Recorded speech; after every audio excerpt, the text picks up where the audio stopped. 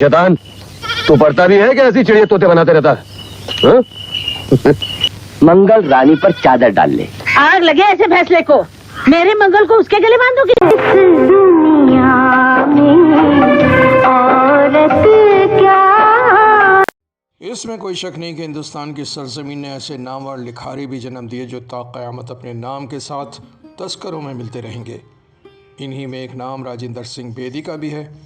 यूँ तो बेदी कई फिल्मों को पर्दे पर ला चुके थे, मगर उनका एक नावल एक चादर मैली सी ने दुनिया भर में बेहद पसीराई हासिल की।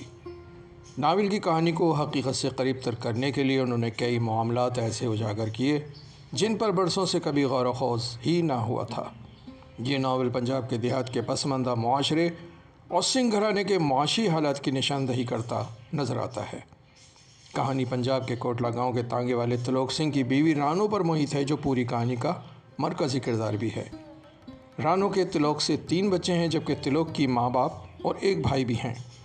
रानो अपने देवर मंगल सिंह को माँ की तरह चाहती है, जबकि मंगल सिंह भी उसे माँ का दर्जा देता है। त्रिलोक चौंके एक शराबी कबाबी इंसान है जो अक्सर नशे में मारपीट करता है। इसके अलावा वो भोली भाली लड़कियों को साहूकार के पास पहुंचाने का काम भी करता है, जिसकी पादाश में त्रिलोक को कत्ल कर दिया जाता है और रानो बेवा हो जाती है। बेवा औरत हिंदुस्तानी समाज में एक बोझ और बिगाड़ की वजह समझी जाती रही है। यही वजह होती है कि रानो को शादी मंगल सिंह से कराने के लिए पंचायत में बिठा दिया जाता है, जो रानो और मंगल सिंह दोनों के लिए नाकाबिल कबूल होता है, मगर दोनों ही फरसुदा रस्म व रवाज की भेंट चढ़ा दिए जाते हैं। मंगल सिंह, जिसे राजी पसंद थी, अपनी मोहब्बत के ज़माने की नज़र करके ऐसी ज़िंदगी जीने पर मजबूर कर दिया जाता है जो उसकी मर्ज़ी के ख़िलाफ़ है। ये नावल बेदी के अपने एहसासात और समझ का आकाश थी कि जिसे वो पर्दे पर लाना चाहते थे। ना सोना ना चांदी ना पीतल भरी परातनी। इसी को मद्देनज़र रखते हुए 1962 में लिखे गए इस नावल पर 1964 में गीता बाली और धर्मेंद्र को लेकर फिल्म एक चादर मैली सी को बनाने की इब्तिदा की गई। फिल्म की तैयारियां ज़ोर शोर से जारी थीं कि दरमियान में गीता बाली को जानलेवा मर्ज हुआ और उनकी मौत वाक़ हो गई। राजेंद्र सिंह बेदी, जिनको इस फिल्म से जज्बाती वाबस्तगी हो चुकी थी, डिप्रेशन में चले गए। कुछ ऐसे ही हाल धर्मेंद्र का भी रहा और ये फिल्म अधूरी ही छोड़ दी गई। 14 साल की खामोशी के बाद 1978 में पाकिस्तान से मुट्ठी भर चावल के नाम से मनो अन नावल की कहानी पर फिल्म बनाई गई, जिसे अदाकारा संगीता ने डायरेक्ट किया। संगीता, जो उन दिनों अदाकारी के साथ हिदायतकारी के मैदान में भी कूद पड़ी थीं और नई कहानियों की खोज में दिलचस्पी रखती थीं, उन्होंने राजेंद्र सिंह बेदी की इस नावल को मुताला किया और इस पर फिल्म बनाने का बीड़ा उठाते हुए इसे इकबाल रिजवी के सुपुर्द किया, जिन्होंने इसका स्क्रिप्ट और कहानी को तरतीब दिया।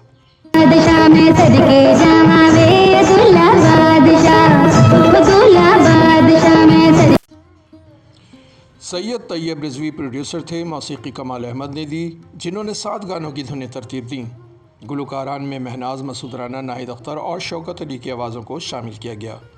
संगीता ने पहले ये फिल्म बनाई, जिसकी कास्ट में नदीम गुलाम मोहिद्दीन, संगीता, कविता, शैला गुल, साकी, नजमा, रोमाना चक्रम, कमाल ईरानी, इरफान खुसट व दीगर को शामिल किया गया, जबकि राहत काज़मी ने मेहमान अदाकारी के शिरकत की। जबकि 2008 में संगीता साहिबा ने दोबारा इसे A+ से भी ड्रामाई सूरत में ऑन एयर किया। तेरा भी बंदोबस्त करें ना। 1986 के साल नावल से माखूज हिंदुस्तानी फिल्म एक चादर मैली सी रिलीज़ हुई, जो नावल के हकीकी पस मंज़र में बनाई गई थी। खूबसूरत फिल्म रही। दोनों ममालिक की तरफ से बनाई जाने वाली इन दोनों फिल्मों ने ही नावल के तासुर को बरकरार रखते हुए राजेंद्र सिंह बेदी के मैसेज को बेहतरीन अंदाज में कन्वे किया। दोनों ही फिल्में दोनों अतराफ़ के पंजाब के तमाम डिस्ट्रिक्ट्स में ज़्यादा मकबूल हुईं।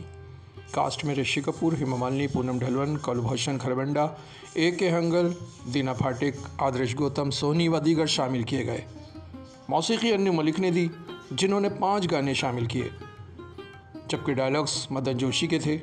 Producer G.M. सिंह नंदराज और डायरेक्शन के फ़राइज़ सुखवंत ढाडा ने अदा किए।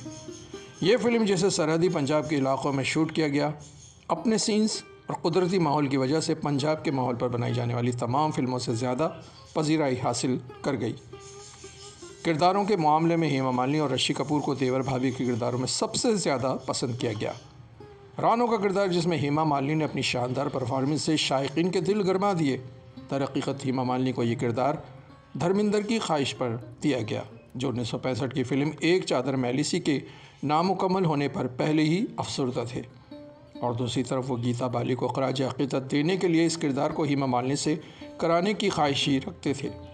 फ़ोटोशूट और किरदार निगारी के बाद रानो का ये किरदार हेमा मालिनी पर पूरी तरह से मौजू साबित भी हो गया, तो उन्हें फौरी कास्ट कर लिया गया। फिल्म की शूटिंग के दौरान 1984 में राजेंद्र सिंह बेदी भी फौत हो गए और इनके 2 साल बाद ये फिल्म 1986 में रिलीज़ हुई। धर्मेंद्र ने इस फिल्म के प्रीमियर के मौके पर गीता बाली और राजेंद्र सिंह बेदी के एजाज़ में कलमात अदा किए, जो तमाम को उदास कर गया। एक फिल्मी हक़ाइक़ के मुताबिक मंगल सिंह के किरदार के लिए सुखवंत ने राजेश खन्ना का नाम लिख लिया था और उनसे राब्ते की कोशिश जारी थी, मगर फिल्म के दीगर अफराद ऋषि कपूर को इस फिल्म के लिए मौजू करार दे रहे थे, जिस पर सुखवंत सिंह ने बिलाखिर ऋषि कपूर को कास्ट कर लिया।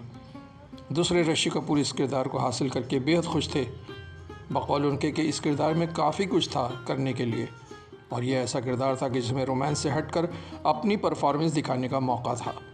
फिल्म का पूरा यूनिट पंजाब के ऐसे इलाके में मौजूद था जहां कुदरती आबो हवा से लुत्फ़अंदोज़ होने का पूरा मौका मिला।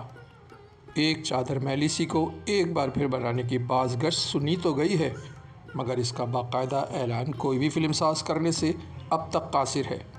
देखना यह है कि कौन इसे बनाने के लिए मैदान में उतरता है।